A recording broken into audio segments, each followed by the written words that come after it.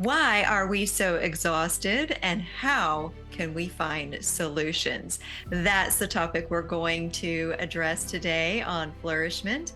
I'm your host, Tina Yeager. Today, I have a very special guest on Flourish-Meant. Today, I have Dr. Saundra Dalton Smith. She is an award-winning best-selling author, a physician, a sought-after speaker, and she has written a book called Sacred Rest, which is why she's here today. She's also the host of I Choose My Best Life podcast, where she shares biblical insight to help others live fully, love boldly, and rest intentionally. We're here to talk about why rest is God's best, Dr. Smith. So tell us why this is important to you, and thank you, first of all, for coming on the show today. Well, thank you, Tina. It's a pleasure to be here with you. This is important to me because I burned out. So it's a topic that I know intimately. It's not just something that I study. And the everything that I share within the book Sacred Rest is really coming from my own journey of getting to a place of not always living with my hair on fire and understanding that there is a need for not balance but harmony in our lives where we are giving value to the work as well as giving value to rest. So, why is it that we don't feel rested even if we do manage to get so many hours of sleep at night? Yeah, that's the question, isn't it? I think for a lot of us, we have gotten into a place where rest is simply about cessation. So we only think of rest as sleeping or napping or stopping. And so we're not actually evaluating rest in the fullness of what it can be. Rest at its very core should be restorative. It's a process of pouring back into places of deficiency or depletion. And so when we simply think of stopping, we actually aren't always being restored when we stop something. And so, for example, when we go to sleep, yes, we have stopped. So our physical body and maybe our senses and our mind might be quieted, but we can't get emotional rest or social rest or even creative rest in bed. It can't be improved simply by stopping. It requires intentional restorative practices to pour back into those places of depletion. So, for some of us, we go to bed saying, I'm tired, I should wake up fully restored the next morning.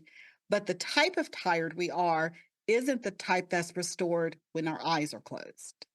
So, physical rest is not the only type of rest we need. Is that what you're saying? Absolutely. So within the book and within my research and studies that we have looked at seven different areas. So it's seven different areas where you can become fatigued. In essence, seven different areas where you can need rest and restoration. And so those seven include physical, mental, spiritual, emotional, social, sensory, and creative. And you need to restore those in order to feel rested. So, it's not just about stopping, you have to put something in. That's very interesting. I don't think most people are aware of the putting back in part. We are experiencing exhaustion. And what are the physical dangers of that? Because sometimes people will say, well, creative rest, that's not really that important. And even, the famous Jack London line, I'll sleep when I'm dead, and then he died early. That's not good, but there's more types of being burned out, aren't there? Oh, absolutely, and I hear that often. I'll sleep when I'm dead. It's one of those things where we say it jokingly, but it actually does decrease your lifespan when you're not getting adequate rest and restoration. It's basically the chronic stress cycle that a lot of people are living in. Their cortisol levels are chronically high. They're chronically in go mode or fight or flight, as we sometimes refer to it as. So their body stays in this hyper alert state, and so they're at higher risk for elevated blood pressure. They're at higher risk for anxiety. They have a harder time concentrating because their mind is kind of rapid firing rather than going into deep focus. These are the same people who lay down at night and they can't get their brain to shut up because their head is just processing all the information. And so all of these kind of hyper agitated responses that we have negative physical effects as well. As your cortisol level goes up, that increases your insulin response, which then it puts you at higher risk for everything from every inflammatory disease out there, including heart disease and strokes, to also having an increased likelihood of having some other type symptoms, such as difficulty being able to actually have your reflexes respond quickly. So when someone is hyper agitated, their reflexes are usually worse. So this is the person who's going to appear clumsy not because they're clumsy, but it's because their reflexes aren't as quick or as sharp as they could be. It's also the same person who may find themselves saying things like, I don't have the patience for XYZ job. Well, do you not have the patience or are you just overagitated? They're not the same thing. So I think we have to realize that it affects our physical bodies, but it also affects our long-term health. It affects how our body is used, and it affects our relationships. So, from what I'm hearing you say, it's not just that we need to worry about our physical rest, but all of these things will impact our physical well being. It's not a separate, okay, so check the box. I'm physically rested. I should be physically okay. And the creative rest is only going to affect my creative productivity. All of them sound like they're connected. Is that right? They are because 'cause you're connected. You're one single being. And so and I fear that's the disconnect that a lot of us have. We think that some of them we can just do without. But then when we someone asks, "How are we feeling?" Our response is typically, "I'm tired." And we really have to be a little bit more specific to be able to solve that problem. Rather than saying, "I'm tired," to then evaluate what kind of tired are you? What is exactly fatigued? Because you can say you're tired and sleep 10 hours and still wake up exhausted if the fatigue you're dealing with is actually, let's say, an emotional fatigue. If you're a counselor or a teacher or a therapist or a doctor or a nurse or a pastor, anyone who's dealing with emotional things with other people, you're processing their emotions, you're processing how you emote back to them. You're an empath, you're sympathetic to someone. All of these use emotional energy. And so you may not be necessarily going through a depressive state, but you're managing emotions around you and you're in part having to manage your emotional response to even their emotions. And so we don't realize some of the energy that we're using throughout the day. And then we can't understand why we are so tired, even though clinically we don't check any of the boxes for clinically depressed. You can have an emotional rest deficit simply because of the professional emotional labor, the type of work or career you have places on you. So, even though these are all connected, we do need to take the time to inventory which places still need to be restored and restore those places individually. Absolutely.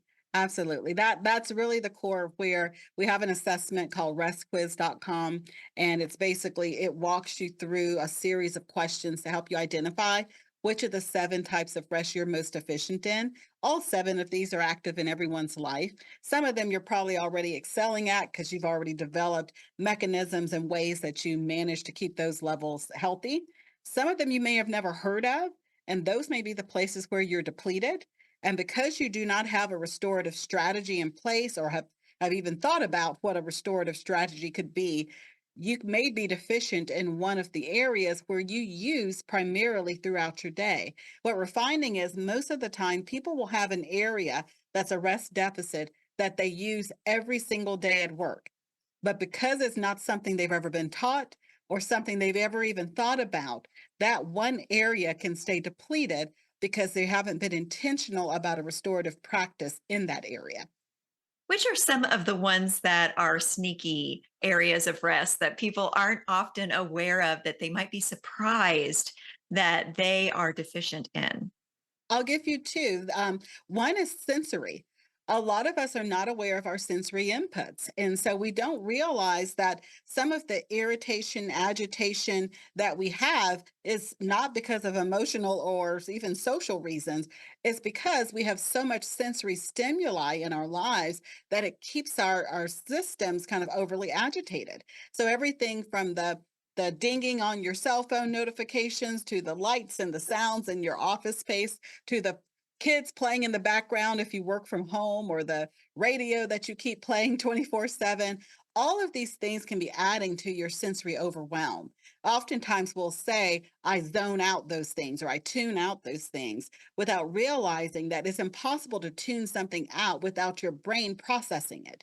The brain has to filter and process it for your subconscious to even be able to tune something out. So it's using energy, whether you think you're using energy or not. That's the only way you can filter something out of your space. And so if you're doing that for extended periods of time, thinking you're zoning it out, you're basically just using up some of that sensory energy in your brain.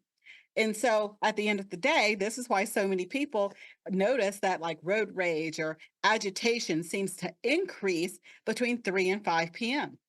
In the morning, we don't have road rage. Nobody is sensory overwhelmed in the morning. By the evening, we've become sensory overwhelmed. So now the honking of the horns, the driving sounds, all of these things become too much. And so we have to be aware that sensory overwhelm for most of us presents itself as irritation, agitation, rage, or anger. It's not an emotional issue. It's your brain's response to too much sensory input. Another one could be if you're someone who finds that you have a hard time kind of processing information at the end of the day. You have a hard time making decisions or being creative or thinking outside of the box. This oftentimes can be a creative rest deficit. Creative energy is used every time we have to problem solve. So every time you have to figure out how to do something, every time you have to come up with a schedule solution when you need to get one child to soccer and the other child's got to be somewhere else across town at the same time. You're using all of this creative energy without thinking that you're creative because we oftentimes think of creativity as just artistic creativity, not the creativity of problem solving. So everybody from teachers to architects to engineers, every all of these are creative endeavors. It's using the process of the brain that is more innovative. And so we have to then be aware that you can feel tired because that part of your brain has been fatigued as well if you're using that throughout the day. That is absolutely fascinating. And I'm sure it's mind blowing for everyone that's listening and watching this program. So, how can people get that tool that you mentioned and get a copy of your book and access all the resources to really dive into what's going on with them and begin to seek healing? The resource is called Rest Quiz. It's simply at restquiz.com. And then the book is titled Sacred Rest: Recover Your Life, Renew Your Energy, Restore Your Sanity. And it's available wherever books are sold. Thank you, Sandra, and thank all of you for listening. I know that you were inspired and enlightened on this show. I hope that you will go to Dr. Saundra Dalton Smith's website and get a copy of Sacred Rest and access the resources that she has there. And of course, I also hope that you will hit subscribe and come back for the next episode of Flourishment.